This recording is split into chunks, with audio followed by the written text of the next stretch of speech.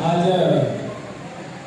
13 सितंबर 2023 भद्राचलम में देश भर से पधारे आदिवासी समाज के भाई बहन, सोशल एक्टिविस्ट में आप सबको मेरी तरफ से जय जोहार, आपकी जय, काडो, सेवा जोहार, नमस्कार।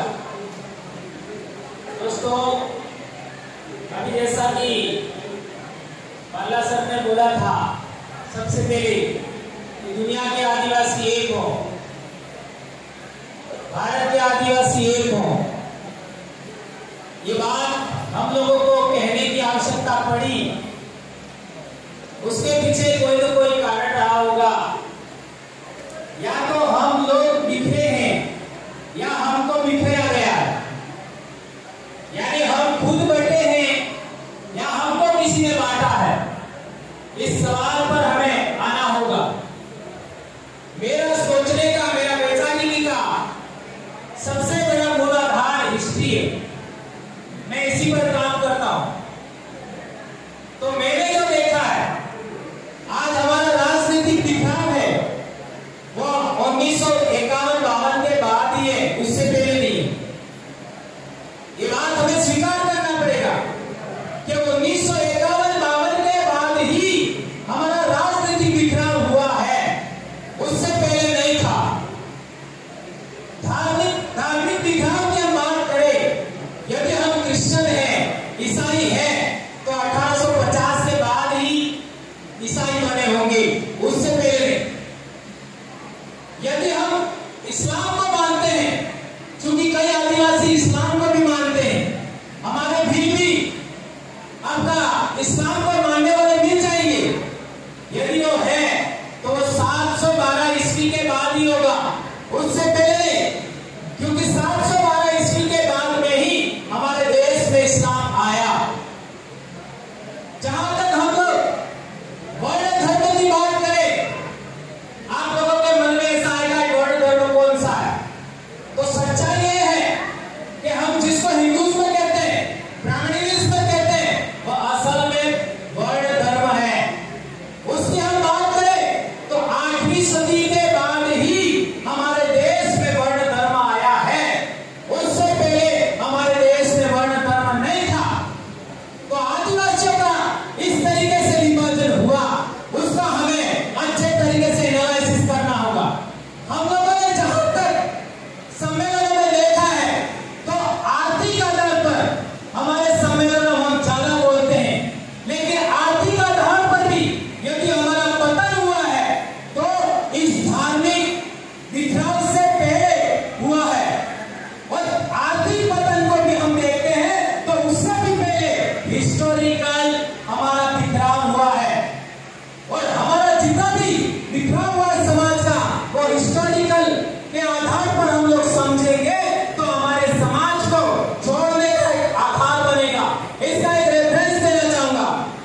आज भील समाज को देखे, त्रिपुरा में भी भील है, छत्तीसगढ़ में भी भिलाई है, मध्य प्रदेश में है, ये महाराष्ट्र में है, सही, पाकिस्तान के सिंध में भी है, एवं बलूचिस्तान में जो बोलन दर्रा है, जहां पर मेहरगढ़ की सबसे पुरानी सभ्यता का विकास हुआ, उस बोलन दर्रे का नाम भी भील कम्युनिटी के नाम पर है।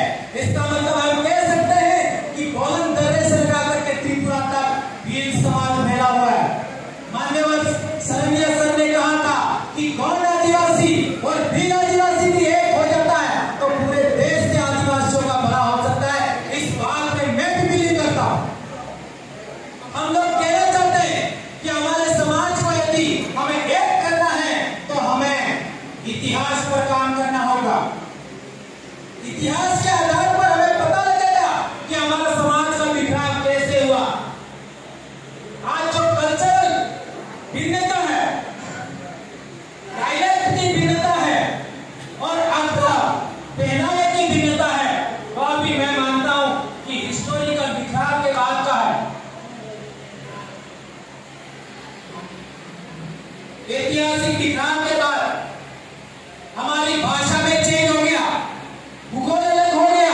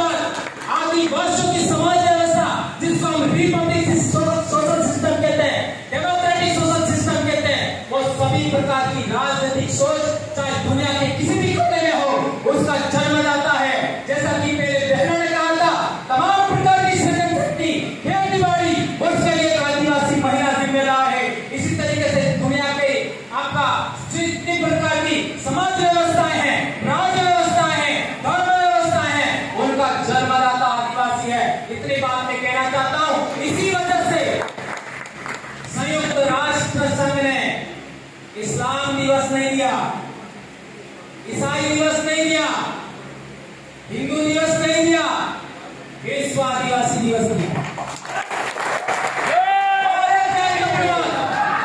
भारत देश के आदिवासियों को दो भाषाई इलाकों बांटा, हिंदी पट्टी और क्षेत्रीय भाषा। यह बात भी हमें समझना पड़ेगा। भील कम्युनिटी को 4 राज्यों बांटा, मैटर राजस्थान, गुजरात, मध्य प्रदेश और महाराष्ट्र।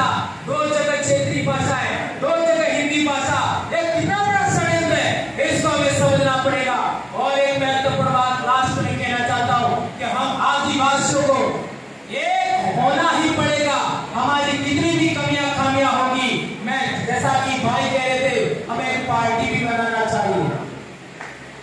इस लाइन पर मैं कहना चाहता हूं, 75 साल में पार्टियों को ने आज तक हमको सिलेक्शन का पावर नहीं दिया, इलेक्शन का पावर दिया, लेकिन हमारा नेता कौन होगा तो उसका सिलेक्शन का पावर नहीं दिया।